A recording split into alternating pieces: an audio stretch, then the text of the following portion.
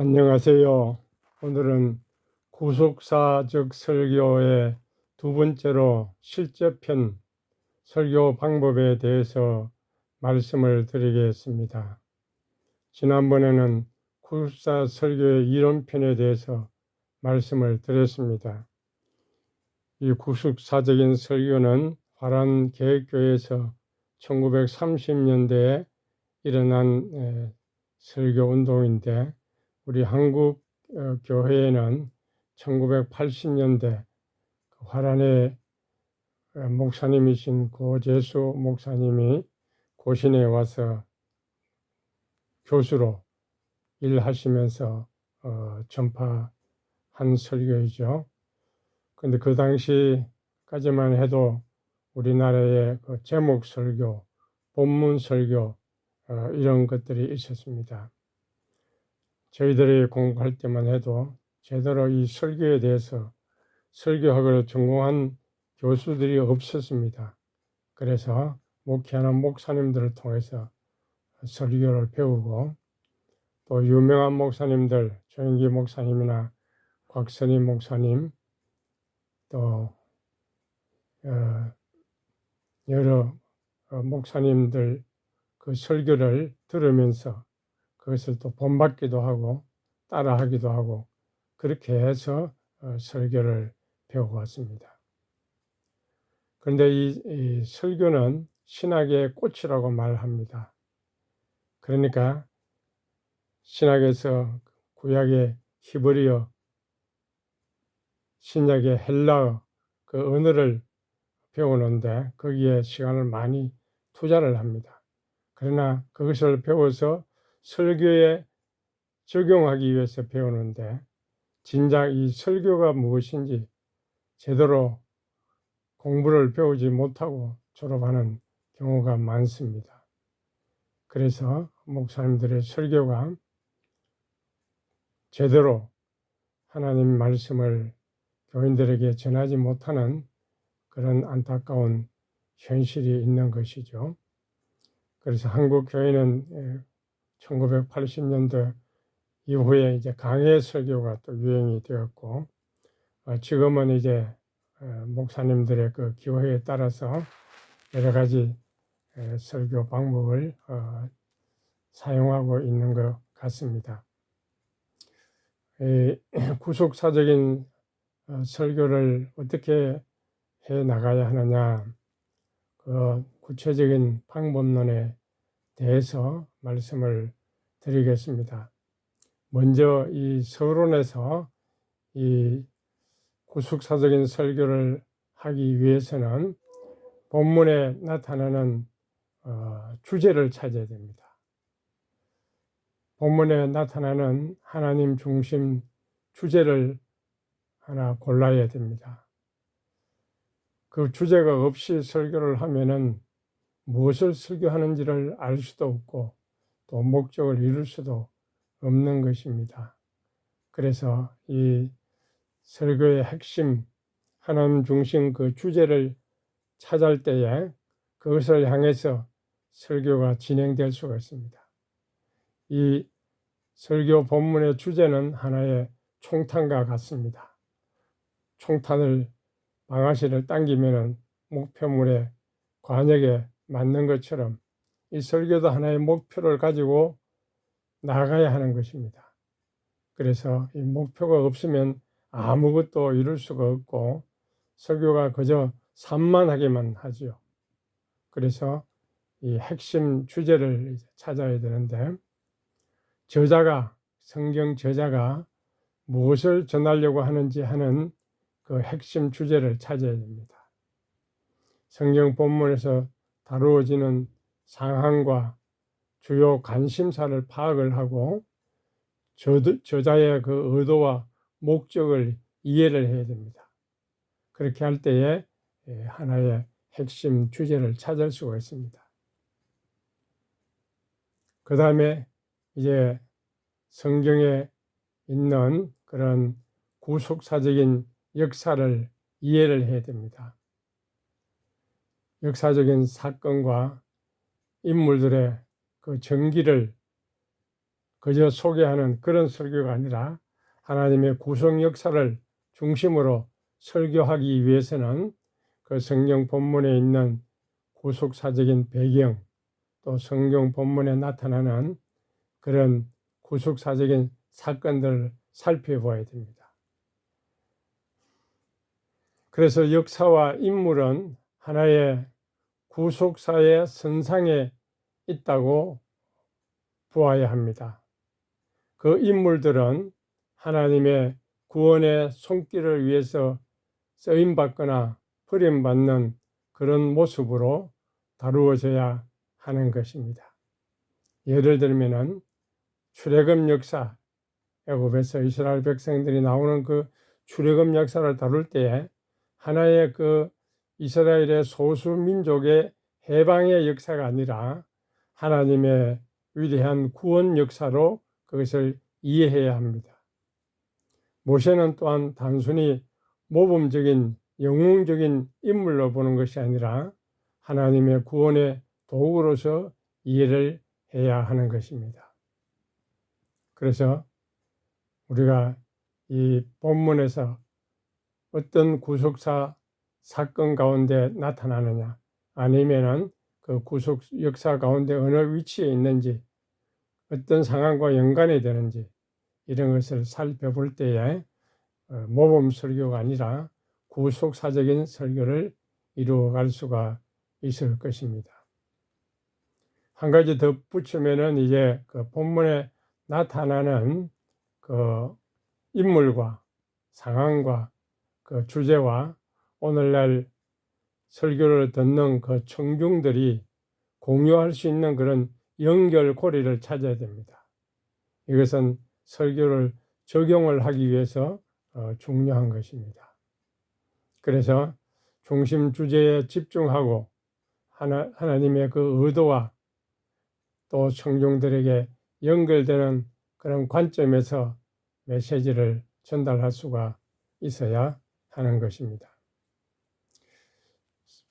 설교의 그 내용 부분에 있어서는 이제 두 가지로 간단하게 말씀을 드릴 수 있는데 해석과 적용으로 나누어 볼 수가 있습니다.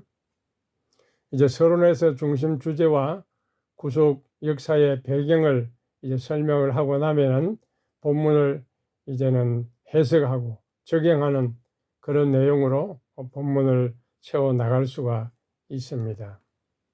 그러면 구속사적인 해석의 방법은 어떤 것이 있는가?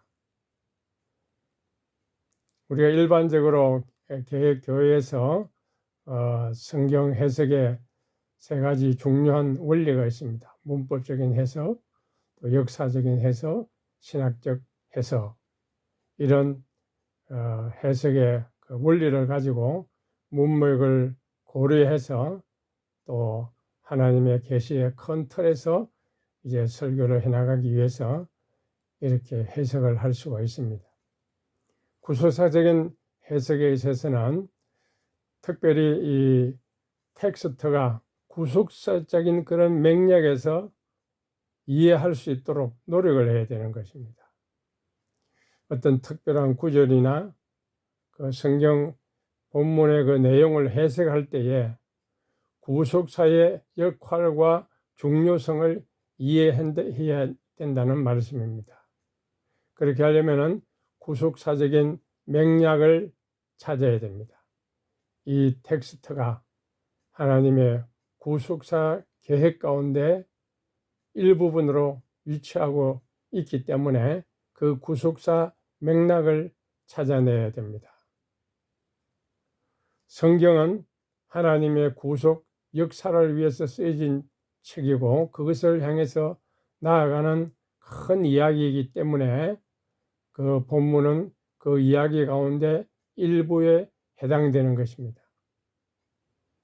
그리고 성경에 언약이 있습니다. 하나님의 약속, 구원에 대한 약속, 이런 언약을 구속사적인 관점에서 해석해 나가야 됩니다.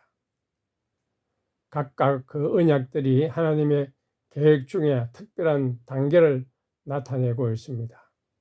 물론 그 중심에는 예수 그리스도와 그의 구속 사역이 있겠죠.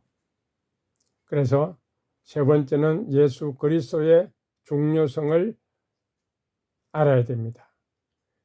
그 구속사적인 해석은 바로 예수 그리스도를 중심에 두고 성경을 해석하는 것입니다. 성경의 여러 부분이 예수님의 오심이나 예수님의 죽음과 부활 이런 것과 연결되어 있기 때문에 그것을 이제 설교할 수가 있어야 됩니다. 그리고 교회의 역할도 강조해야 됩니다. 왜냐하면 성경은 구속사적인 맥락에서 교회를 통해서 그 하나님의 계획이 이루어져 가기 때문에 그 교회의 역할을 강조해야 하는 것입니다. 그리고 이런 성경을 해석하고 난 다음에 어떻게 하면 이걸 이제 청중들에게 잘 적용해 나갈 수 있느냐 하는 것입니다. 우선 그 구속사의 역사적인 간격을 잘 이해를 해야 됩니다. 성경에 나타나는 구속사의 그 역할과 현대의 청중들에게 주어지는 그 환경이나 역할이 다를 수가 있습니다. 그래서 역사적인 이 맥락을 무시하지 않고 그 시대와 상황을 이해한 상태에서 현대에 적용해 나가는 그런 노력이 필요한 것입니다. 그렇게 하려면 먼저 예수님의 그 가르침을 구원의 역사를 현대적인 상황에 잘 적용해야 됩니다. 예를 들면 예수님의 사랑이나 예수님의 인격, 예수님의 용서의 이런 가르침들을 현실적인 문제와 잘 연결을 해서 듣는 사람들에게 그것을 삶에 적용할 수 있도록 설명을 해줘야 된다는 겁니다. 그래서 예수님의 가르침이나 비유 이런 것들을 이제 현대적인 상황에 연결지어서 설명하는 것입니다. 그 다음에 구속 역사를 우리 자신에게 적용을 해서 깨닫게 만들어 줘야 됩니다. 구속 역사를 통해서 우리 인간의 죄와 속죄의 가르침을 강조해 나갈 수가 있습니다. 그래서 듣는 청중들이 자신의 부족함을 느끼고 예수 그리스도를 통해서 구원을 얻고 또 변화를 가져오는 그런 역사가 일어나도록 해야 하는 것입니다. 그래서 적용할 때도 역사적인 맥락과 문맥을 잘 이해를 해야 됩니다. 예수님의 행동과 가르침이 그 당시에는 어떤 의미가 있었고 오늘날 이 시대는 어떤 의미를 주는가를 잘 설명하고 적용해 나갈 수가 있어야 하는 것입니다. 이런 설교를 적용해 나갈 때에 이제는 마음을 움직이는 그런 이야기를 거기에 이제 적용해 나갈 수가 있습니다. 예수님의 이야기를 그 활동을 감동적이고 마음을 움직이는 이야기식으로 만들어서 설교를 해 나간다는 것입니다. 이것은 감정적으로 혹은 감동적으로 이 설교를 해 나가면서 동시에 그 교리를 전달해 나갈 수가 있는 것입니다. 그리고 성경 구절을 인용하는 것도 유익합니다. 왜냐하면 예수님의 구속 역사를 설명할 때에 성경 구절과 함께 사용해서 그 교리를 뒷받침할 수 있습니다. 이 성경 말씀은 우리의 믿음의 근간이 되기 때문에 듣는 사람들에게 이 말씀이 예수님의 이 가르침이 성경에 기반하고 있구나 하는 것을 깨닫게 될 수가 있는 것입니다. 그 다음에 이제 이 교리가 실제 행동으로 이루어지도록 적용해 나가야 됩니다. 구속 역사를 듣는 사람들에게 실제 행동으로 그것을 이끌어내기 위해서 그 가르침을 삶에 적용해야 된다는 것입니다. 청중들에게 구속의 그 경험이 실제로 이루어지고 변화된 삶을 살아갈 수 있도록 도움을 주는 그런 적용을 해야 한다 하는 말씀입니다. 이제 이런 설교 방법을 통해서 이제 제가 읽은 그 프랑스의 샤르 니콜라 목사님의 그 설교 방법 가운데 일부분을 소개를 하려고 합니다. 이 목사님은 프랑스 개혁교회 목사님이신데 목회를 하시지 않고 병원에 근무하면서 순회 교사로 그렇게 활동하고 있다고 합니다. 이 목사님이 설교를 할 때에 구속사 설교의 과정을 간략하게 몇 가지로 설명하고 있습니다. 첫째는 본문이나 본문의 배경에 나타나는 구속의 원칙을 식별하라. 그러니까 본문의 배경이나 본문에서 구속사 설교를 하기 위해서 구속 원칙을 식별을 하라는 것입니다. 그 다음에 두 번째는 구원의 근간이 되는 그런 신성한 본성의 측면을 강조하라. 이것도 하나의 구원의 원리를 이제 찾으라는 것이죠. 그 다음에 그것이 구원이 필요한 인간 본성의 측면을 강조하십시오. 이거는 적용하기 위해서 구원의 원리를 찾고 우리 인간에게 적용하기 위해서 인간의 본성의 측면도 고려를 해야 된다는 것입니다.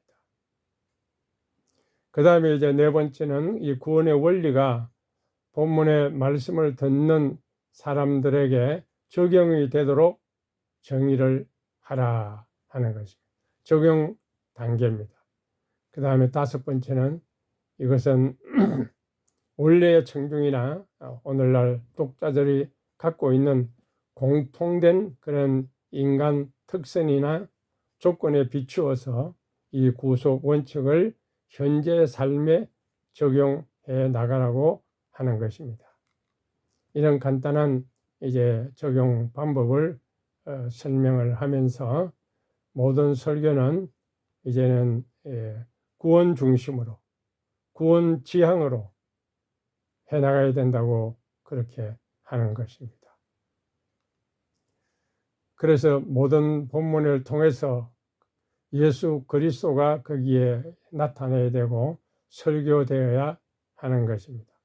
그러면 본문에 예수님의 사건이나 예수님의 구원 메시지가 담겨 있지 않는 그런 본문을 어떻게 설교할 수 있겠습니까? 그런 본문을 가지고 어떻게 구원의 메시지를 전도할 수가 있겠습니까? 그것이 문제가 되겠죠. 거기에 대해서도 이 목사님은 두 가지로 말씀을 하고 있습니다. 구원의 방향 없이 성경 말씀을 전하지 말라는 겁니다. 그 다음에 또 본문에 구원의 메시지가 없는데도 불구하고 마술적인 방법으로 예수님이 거기에 있는 것처럼 만들지 말라는 것입니다. 왜냐하면 성경 본문을 설교를 할 때에 거기에 예수님이 언급됐기 때문에 예수님이 사역이 나타나기 때문에 그것이 그리스도 중심의 설교가 아니라는 것입니다. 그것을 선택한 본문이 구속사에서 수행하는 역할을 그 메시지가 반영할 때에 그것이 구속사적인 설교가 된다 하는 것입니다. 그리고 예수님을 언급하지 않아도 예수님의 인격이나 사역을 설명하지 아니해도 선택한 본문을 설교를 하면서도 그것이 바로 구속사 가운데 하나의 역할을 담당하는 내용이 될 수 있도록 그렇게 설교해 나갈 수가 있다는 것입니다. 그래서 예를 들어서 말을 하는데 라합이 그 정탐꾼을 이제 숨겨둬 가지고 이제 구원을 받는 사건이 있습니다. 거기에 이 라합이 창문에 그 붉은 줄을 달아 가지고 그래서 구원을 받았다. 왜냐하면 그 붉은 줄은 붉은 것은 십자가를 상징하기 때문에 예수님의 피를 상징하기 때문에 라합이 붉은 줄을 창문에 매달아서 구원을 받았다. 그렇게 보통 설교를 많이 합니다. 그러나 그것이 아니라 하나님께서 이 라합을 통해 가지고 이스라엘 백성 밖에 있는 이방인들에게도 하나님을 믿고 예수님을 믿으면 구원을 받는다는 사실을 보여주기 위해서 그렇게 했다고 설교를 해야 한다는 것입니다. 굳이 예수님의 십자가를 거기에다가 끌어들일 필요가 없다는 것입니다. 구속사적인 설교, 그리스도 중심의 설교를 만들기 위해서 골고다 언덕에 섞어서 하는 것처럼 거기에다가 올라가서 매달고 그렇게 할 필요가 없다는 것입니다. 왜냐하면 본문이 말하는 그 성경 속에 구속사의 무대가 되는 것이고 거기에 이미 예수님이 임재하고 성령님 임재하고 계시기 때문에 본문을 잘 설교하면은 그것이 바로 그리스도 중심의 설교가 되고 구속사적인 설교가 된다는 것입니다. 그래서 하나님의 말씀을 그 하나님이 성취하고자 하는 그 일에 초점을 맞추어서 설교해 나가면 그 설교가 바로 그리스도 중심적인 설교가 될 수 있다고 하는 것입니다. 설교는 하나님의 그 해결책을 우리 인간에게 현실적으로 적용해 나가는 것입니다. 인간에게 요구되는 문제가 무엇입니까? 인간이 해결돼야 될 죄의 문제, 죽음의 문제, 일상 삶의 문제의 그 해결책은 예수 그리스도에게 있습니다. 그렇기 때문에 하나님의 구속 행위에 초점을 맞추면 그것이 바로 예수 그리스도의 구속 사역을 위한 설교의 기반이 마련되는 것이고 우리들에게 그것이 적용이 된다는 것입니다. 그래서 어떤 본문이든지 거기에 예수 그리스도를 설교할 수가 있고 그리스도 중심의 설교를 이루어 갈 수 있을 것입니다. 그와 반면에 그리스도 중심 구속사적인 설교가 아니고 인간 중심으로 설교하는 그런 메시지에 주의해야 될 점이 몇 가지가 있습니다. 대개 이 설교 말씀을 가지고 신자들에게 하나님의 사랑을 받기 위해서 내가 무언가 되어야 되고 내가 무엇을 해야 된다. 그런 생각을 가지고 설교하는 경우가 많습니다.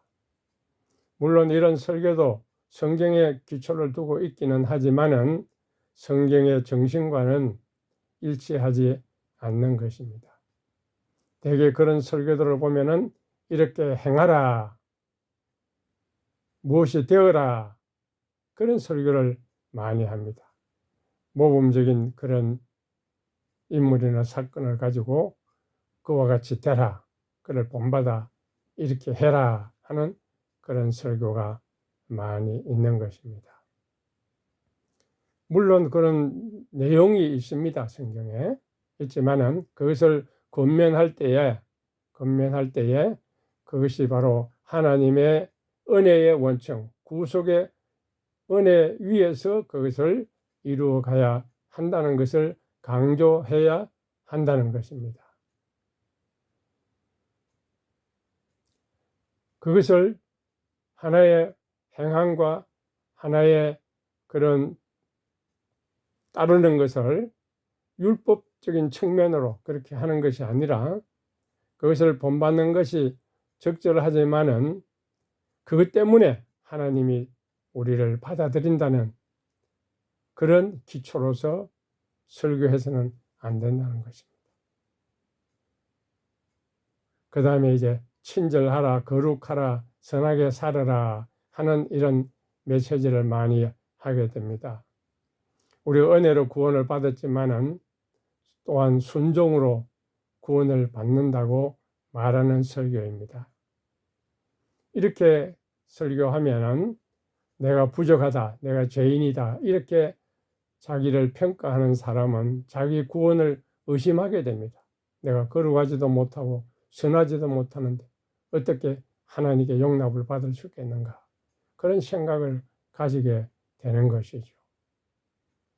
우리가 예수를 믿고 의롭다함을 받는 것, 또 거룩하게 되는 성화 과정, 이 모든 것이 예수 그리스도의 구속 사건에 달려 있는 것이지 우리 인간의 어떤 선함과 거룩함에 달려 있는 것이 아니라고 하는 것입니다.